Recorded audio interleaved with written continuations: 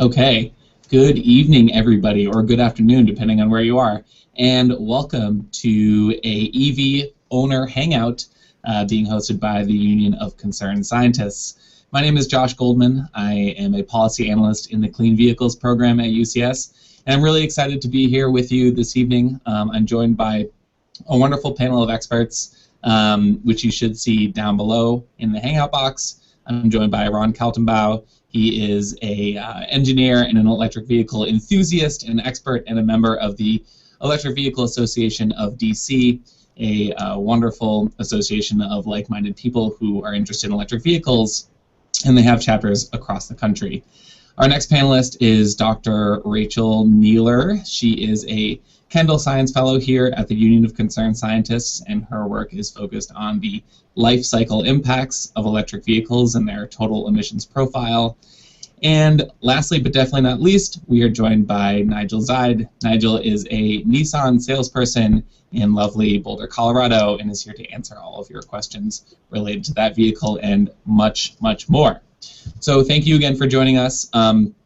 Just a quick word on process. So we solicited questions from everyone participating this evening about what they wanted to know about electric vehicles, and we were overwhelmed with the response. So thank you so much for getting those questions into us. We obviously cannot answer every single question that we got, so we did our best to group the questions into similar buckets, which we are answering here.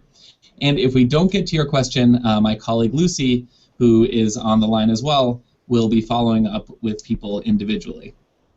And at the end, I'll provide contact information for you to reach out to Lucy if you have any additional follow-up questions as well, and we'd be happy to send them to our panelists or our own internal experts to make sure that your questions are answered. So, without further ado, let's jump in. I will start the slideshow.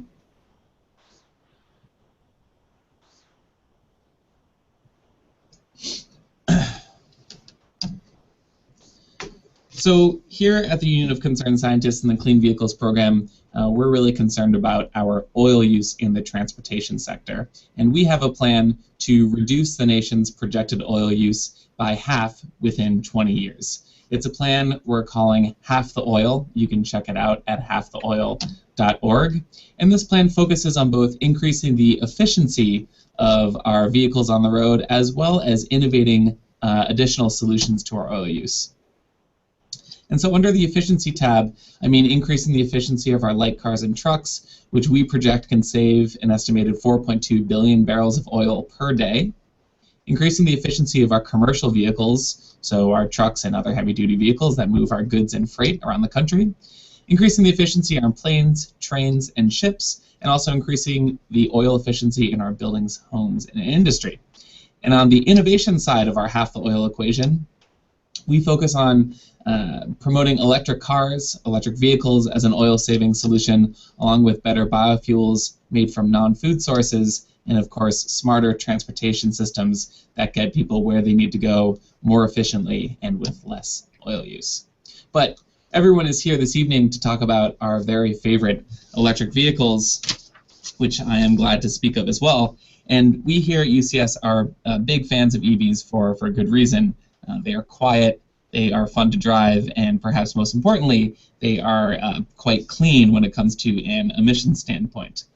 But just looking at the vehicle itself doesn't tell the whole story when it comes to an electric vehicle's emissions profile. We need to follow that orange cord back up to the house and see where the electricity that charges the electric vehicle comes from.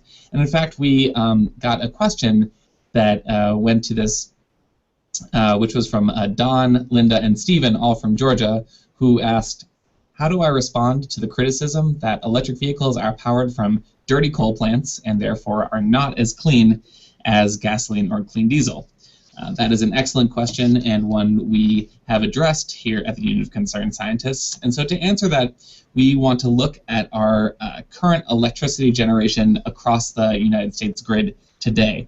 So as you can see, on average, electricity generation in the U.S. is about half from coal, with the rest coming from natural gas and nuclear, and about 10% coming from wind, solar, and hydropower. But these national averages don't tell the whole story because our electricity grid is divided up into different regions. So if we look at two of the largest regions, we can see a big difference between the upper Midwestern grid displayed here, where coal dominates, and the Pacific Northwest grid, where a large share of renewables, especially hydropower, enter into the mix. And so charging an EV in these places does make a difference because the electricity is produced in a different manner. So in the upper Midwest, driving an electric vehicle is like driving a vehicle that goes 37 miles per gallon, whereas driving an electric vehicle in the Pacific Northwest region is like driving a vehicle that goes 73 miles per gallon of gasoline equivalent. And this is because those regional electricity grids are different. And so when we expand this to look across the country, you can see that it does, although the miles per gallon equivalent of electric vehicles does vary from region to region, on average, no matter where you plug an electric vehicle in, you are going to be doing better than some of the best hybrid gasoline vehicles on the market today. So to respond to that initial question, even if you live in a regional electricity grid that is dominated by relatively dirty coal power, your electric vehicle still has a positive miles per gallon equivalent compared to internal combustion engines or just gasoline-powered vehicles. So that's the story today. And if we look at where our electricity generation is going tomorrow, right now we see a major shift taking place because coal is beginning to decline as old, dirty, and inefficient coal-fired power plants are shut down, whereas the share of natural gas that is powering our electricity grid is growing along with renewables. But if we continue down this path, we are not going to meet the climate objectives that we need to meet to address the challenge of climate change. So down this path, you see we will only achieve a modest reduction in the overall emissions from our electricity generation sector. So this is why at UCS we see changing the path forward and focusing on an electricity sector that produces electricity from renewable resources and limits the amount of coal and natural gas and other fossil fuels in our electricity mix. And if we reach this path forward, one of the reasons why we are so excited about electric vehicles is that when they're charged by renewable resources, they can achieve an equivalent of around 500 miles per gallon, which is obviously much better than any gasoline vehicle on the road today. Now, one other question that we got, which we have already answered here at UCS, is what is battery range and how do I respond to the criticism that I like to travel and an electric car is only for traveling short trips in town? So these are great questions, and we wanted to determine how many Americans today can use an electric vehicle and whether the technology of electric vehicles is to the point where it can meet the needs of many driving Americans. So this past year, we conducted a national survey in conjunction with Consumers Union, and we found that 42% of American households with a vehicle could use one of today's electric vehicles. And that's quite a big number. That translates into about 42 million households. And so what you see here, these are the three main criteria that we had for making this determination. And this determination was based on a plug-in hybrid electric vehicle, so not a battery electric vehicle. So we looked at whether people have access to parking in a plug, whether they need to carry 4 or fewer passengers, and whether they need to haul or tow gear. Now, when it comes to range, we wanted to know how far people drive on a daily basis. They go to work, back and forth, maybe they go to the store to run some errands, they go pick up their children from somewhere, and what we found is that 69% of American drivers drive less than 60 miles on weekdays. And this is well within the range of many of the battery electric vehicles or total electric vehicles that are on the market today. So you'll see, for example, the Tesla goes 265 miles per charge, the Chevy Spark electric vehicle and the Honda Fit go 82, and the Nissan Leaf goes 75, and the Mitsubishi i-MiEV goes about 62.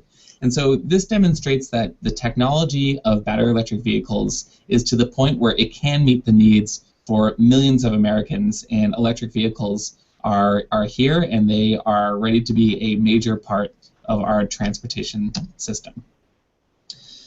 So that essentially is our half the oil plan and some questions that align directly with some of our internal analysis. But now I would like to turn to our expert panelists to get their take on some of our questions. And the first one I have is from James in Minnesota, who asks, what are the implications of using an electric vehicle in a cold winter climate like Minnesota? And I thought I could turn to a bit of trouble hearing you. So we have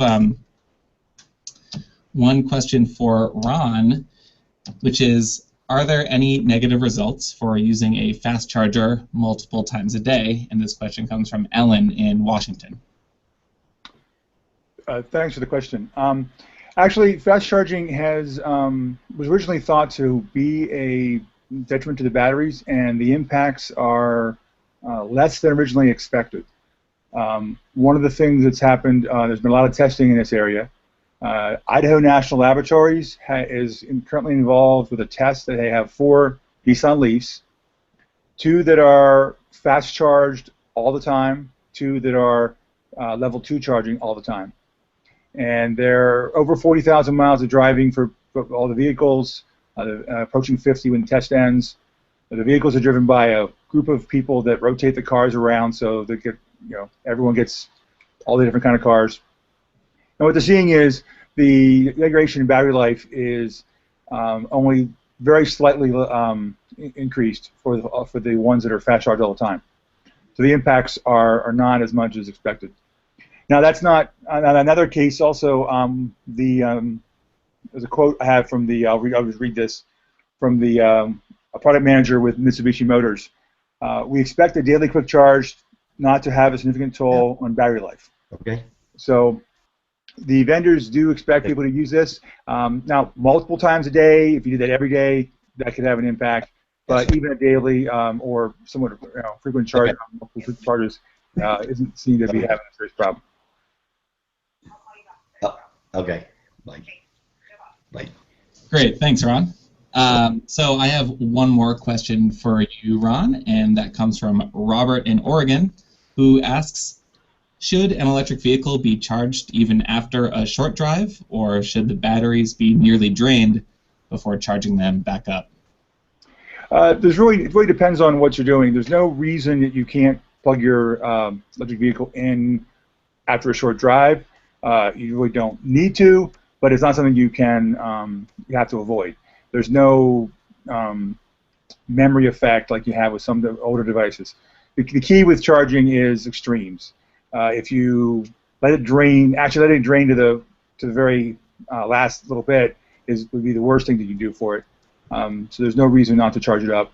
The only reason you might have for waiting would be if you have time of use rates, you might save some money by charging it at night. Great, thanks, Ron. All right, so now I think we are able to hear our friend Nigel all the way in Colorado, and I have a question for him. We'll answer it one more time from James in Minnesota, who asks, what are the implications of using an electric vehicle in a cold winter climate like Minnesota? Okay, so can you hear me now? Yes. Great. Okay, so it will affect your mileage and it will make it shorter. I mean, it depends on the car and what the actual range of it is. Like if it was a Tesla, it'll cut that range down. If it's a Leaf, it'll cut that range down. If it's a Spark, it'll do the same. The trick, I think, with that is obviously you have to take that into account when you're looking into buying one of these cars, because in the winter you would definitely want to be plugging it in end to end. So at work and at home, so you're always keeping it pretty well charged. Plus, they have a battery heating system, so if the batteries get to -1 Fahrenheit, the heaters are going to kick in. If you're not plugged into something, it's going to be drawing power from itself, and if you're plugged into a building, it will slow down the charge, but it'll obviously keep the batteries warm. But you would definitely limit yourself to probably 65 miles one way before you would definitely need a full charge to get back. Great, thanks. So our next question comes from John and Amy, both from California, and they both asked, are there many charging stations today, and when can we expect a better infrastructure to expand the number of available stations across the country? And I will turn first to Nigel, followed by Ron. Nigel? That's actually growing at quite a rate, and I go to lots of meetings and I meet an awful lot of people who are planning on putting in little blocks of EV stations. The 480 is obviously the kingpin of everything, because as soon as you've got a 480, then you can charge to about an 80% in half an hour, assuming you're empty. So the more of them that we have, like Tesla is doing their supercharging systems. I mean, that would be the ideal thing, is if Tesla was sharing their supercharging stations with the other manufacturers, so that we could all use them, as Tesla can come and use ours. It should be a two-way street, really. But it's definitely growing all the time. But it's a lot of education of companies, encouraging companies to do ride-and drives with their staff, and once their staff start getting into electric vehicles, not necessarily just a Leaf, then encouraging them, the employers, to put in charging stations for them, which we see a lot here in Colorado for sure. So, Ron, what do you think about charging stations? When do you think we're going to see more charging stations across the country, and what is it going to take to make that happen? Well, actually, we already have a lot in some places. The story on charging stations really depends on where you live. In rural areas, they can be very sparse. But in metropolitan areas or areas of high EV adoption, they have been expanding greatly. As a member of the EVADC, we have some display materials we take to events to talk about electric vehicles, and we have a big display on charging stations. And in the Metro Washington, Baltimore area, we have a tough time keeping the chart up to date. There are just always new stations coming online, in the basically the metropolitan area, the immediate metropolitan area. So for there, again, if you're in a densely populated area or areas with high EV adoption, they're coming quite quickly. The other thing to also point out is, in terms of finding stations, most cars come with nav options that actually will help you find a station. And there are also tons of great applications for your smartphone or websites. One of the most common is called PlugShare. And PlugShare, actually, you put in where you're at, and it'll tell you where the nearest station is. Both commercial stations and, quite frankly, a lot of EV owners offer up their own station at their house. Maybe not the most convenient, but it gets you, in a pinch, it can help you out. So there are literally thousands out there, and the density does depend a lot. Great, thanks. So Nigel, if I could turn to you again, we have a great question from Denise in California, who asks, my Leaf is 3 years old, and I average 85 miles each workday for the first 2 years, meaning that she drives about 85 miles each workday for the first 2 years, and then about 20 miles per day for the last year. The battery used to charge to the 105, 110 mile range in the first year, but now it charges to only an 80-mile range. Is this expected? Yeah, I mean, obviously it depends on how the battery's been charged. 3 years, they have Nissan put an extended warranty out on their batteries, because they had an issue in places like Texas, where the batteries got very hot and then they wouldn't hold as much of a charge. I think the question to ask there is, on the right-hand side where the charge bars are, and there's a little line of white dots on the right of that, are any of those missing? Because then you're not charging the battery is not charging to its full capacity anymore. It's a bit short for it to be only charging to 80, and you might want to get that checked with a dealership, really. I haven't seen it get like that on any of ours so far. So let's continue the battery theme, and we have a question from Donna in Michigan, Ann in Georgia, and Lisa in Iowa, who all asked, what is the useful lifespan of an electric vehicle battery pack, and is there a cost-effective way to replace it? So I'd like to turn to Ron, then followed by Nigel to answer this great question.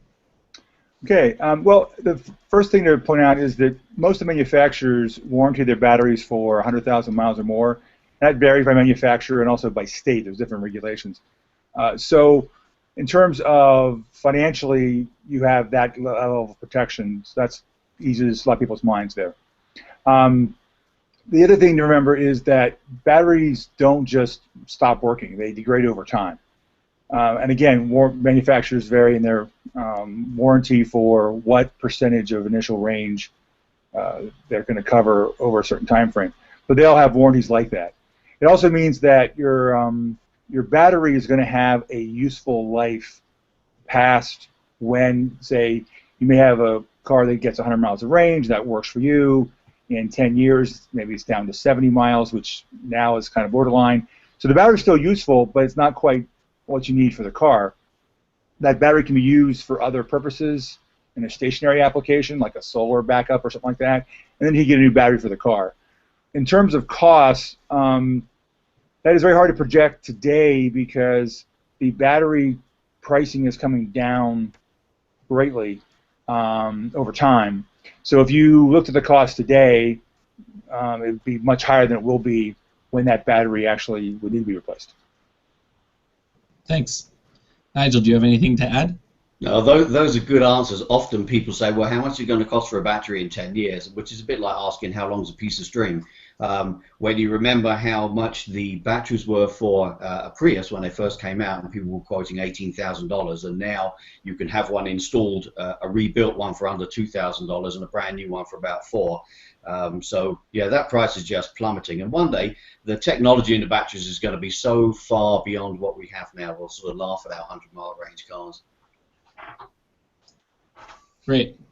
So our next question comes from Deloitte in Texas, who asks, how reliable is an electric car, and where do I take it for servicing?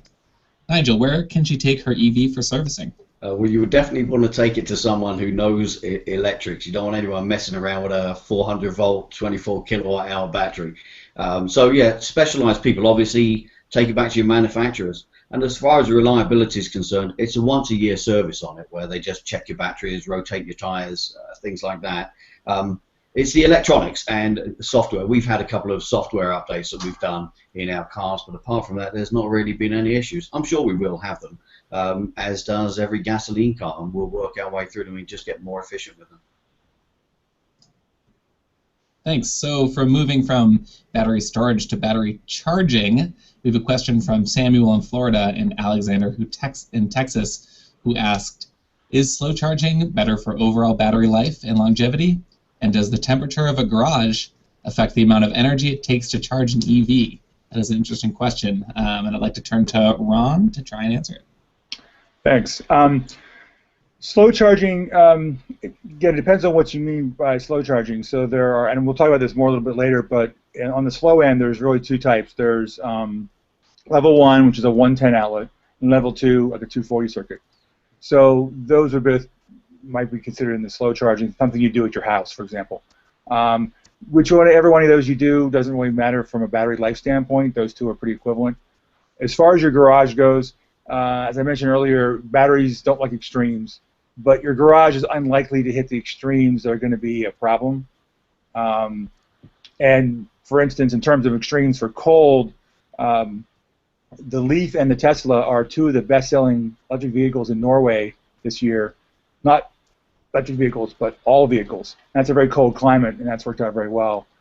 In hot climates, there have been some issues, but the manufacturers are working on their chemistries to change, to make them more resilient in hot climates like Arizona and places like that. But a garage shouldn't be a problem. Great, thanks. And so speaking of charging, Ron, why are there 3 types of DC fast charging options, and is there standardize these types of chargers? This question comes from Michael in California and Patrick in Oregon. Well, that's a good question. And first, let me point out that the good news here is that for level 1 and level 2 charging, there is only one type of connector for the most part. It's called a J1772 plug, and all EVs on the market today either use that plug or have an adapter to use that plug. And this early in the resurgence of electric vehicles, having that standard for the primary way people charge is really pretty amazing, and it's helped the adoption curve accelerate because you only don't have competing standards at the level 1 and level 2 charging. For level 3 charging, which usually is considered like a DC connection, there it gets more difficult because you're connecting into the vehicle kind of at an underpinning how it works level. And so there are currently basically 3 kinds of standards. There's a SAA combo and then a CHAdeMO connectors. They've come through the standards process, and they are standards. The good news on those is you can create a charging station that has cables for both without adding a lot of expense, so hopefully that's something that will start to occur. The third kind is the Tesla, and one of the reasons why they're different is that they charge at just a much faster rate than the other two. because they have bigger batteries, Tesla felt they needed to have a higher capacity system, so that's why they went their own route. Where that's going to go, it's really kind of, we're kind of like in the those that are older on the call will remember the VHS and Betamax efforts and wars back in the early days of VCRs. The market has to work that out, and but the good news is on the level 1 and level 2 there is a standard, and on the other ones it'll work it out as the market sees which one's is best. Thanks, Ron. So, Ron, if I could turn to you once again, Alexander in Texas asks, I charge my Leaf using 110 volts. Would it use less energy per charge if I used a 220 volt charging dock instead? Yeah, I was curious about this too when I got mine, because when I got my Leaf, we kind of bought it we hadn't really planned to buy it just yet, and so we hadn't. Normally, you would get the charging station and put it in your house first. So we used 110 for about the first month, and my back of the envelope, kind of readings was also looking at other folks' experience on the internet, who in forums and such. I'm seeing people say they're seeing about an 8 to 10% savings from a 220 charge. I don't have any theoretical or definitive numbers on that, but that's the general rule of thumb I'm seeing from what I saw and what others have commented on. Great, thanks. So our next question comes from Adrian in California, Michael in Texas, and Michael in Oregon. And I'd like to turn to Rachel Neeler to answer this question. She's been on deck, but now it's time to step into the batter circle. So they ask, what is the state of battery development with respect to cost, energy storage, and EV range, and what can be expected in the near future? Rachel? Thanks, Josh. Yeah, this is a really exciting part of EVs right now. There's been a lot of recent investment in battery development for vehicles. The Department of Energy has the Joint Center for Energy Storage Research, whose goal is to create batteries with 5 times the energy storage capacity, 5 times cheaper in the next 5 years. Tesla is investing in producing batteries domestically and expects to drive costs down by 30%. Nissan is already building batteries in Smyrna, Tennessee, and GM just announced they'll be expanding their EV production in Detroit. So all of this means really good things for the future of batteries. Right now, the price of batteries is around $500 to $600 per kilowatt hour, and the longest range commercially available is 85 kilowatt hours and goes about 265 miles on a full charge. However, the research and public and private investments are just going to make batteries even better in the future.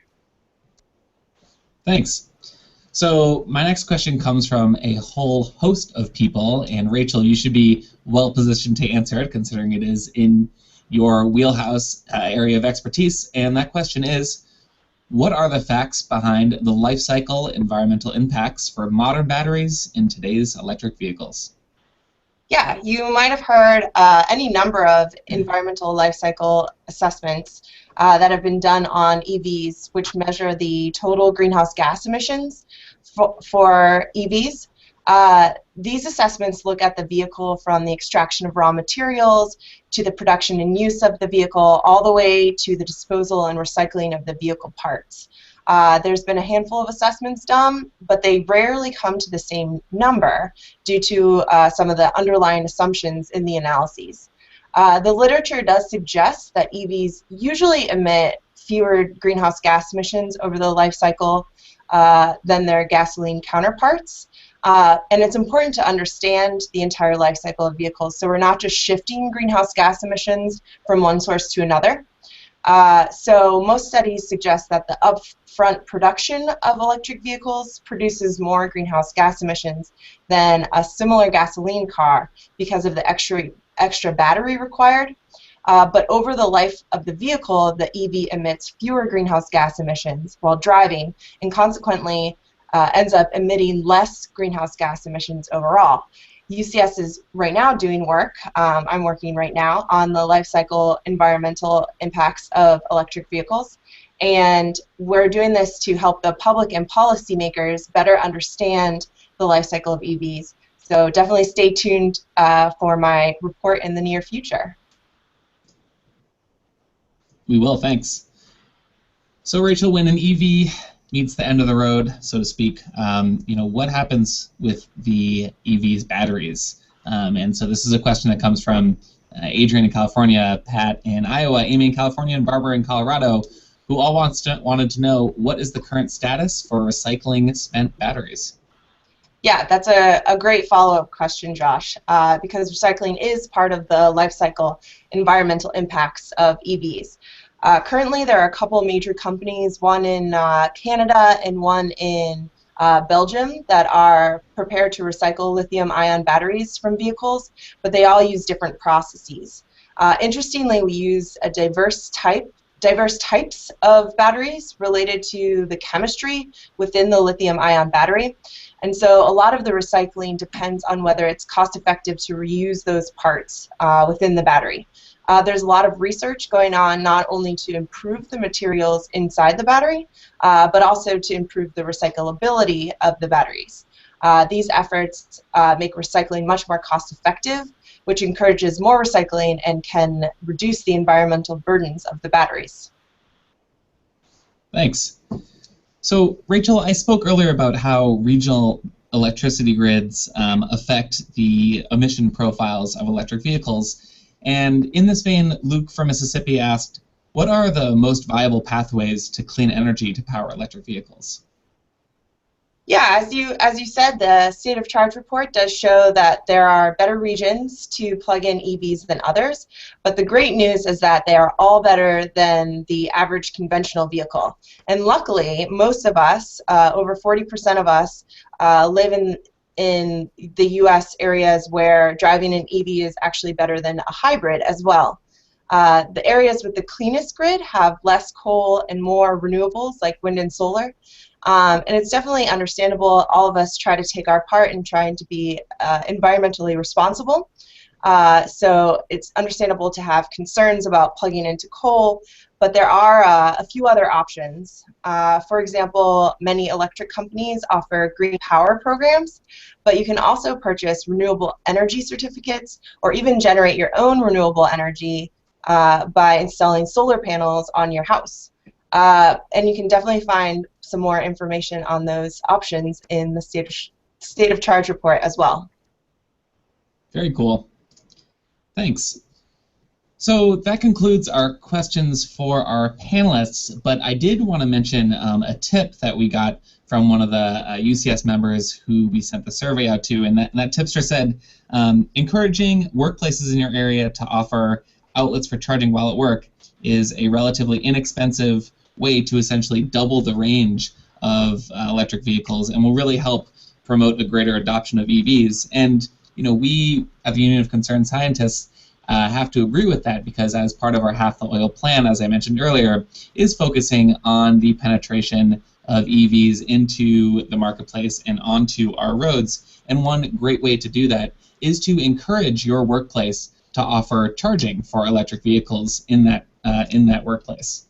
And so my colleague Dave Reichmuth actually just wrote a great blog on this subject, which is called Workplace Charging, Good for Business, and a Chance for Business to Do Good. You can find it at the UCS blog, which is at the web address below. It's blog.ucsusa.org. And if I can give you a sneak peek, Dave discusses the importance of workplace charging for two primary reasons. One is that if you are a driver of a plug-in hybrid electric vehicle, or an electric vehicle that has both a gasoline motor and electric motor, topping off your charge at work will allow plug-in hybrid electric vehicle owners to drive more miles on electricity rather than needing the gasoline engine to kick in.